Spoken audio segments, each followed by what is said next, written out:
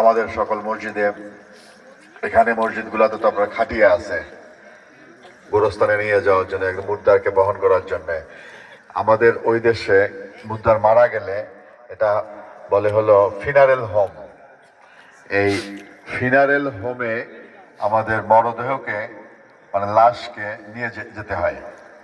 তো ওখানে নিয়ে যাওয়ার পরে ওরা ওইটা প্রসেসিং করে, গোসল দেওয়ায়, গোসল দিয়ে তারপরে কাফনের কাফন পরায় বাক্সের মধ্যে বন্দি করে ওরা গাড়িতে করে তারপরে জানাজার জন্য নিয়ে আসে।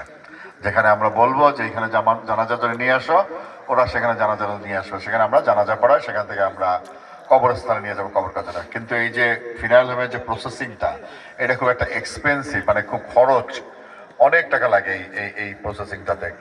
তো এখন বর্তমানে নিউ ইয়র্কের বেশ কয়েকটা মসজিদে এই ফিনারেল হোম করা হয়েছে, এবং আমার উদ্দেশ্য ছিল আমার মসজিদটা থেকে আমি ফিনারেল হোম করবো।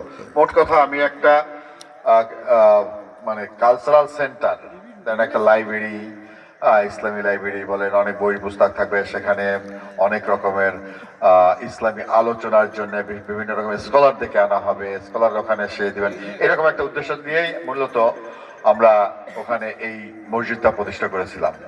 যাই হোক, আলহামদুলিল্লাহ।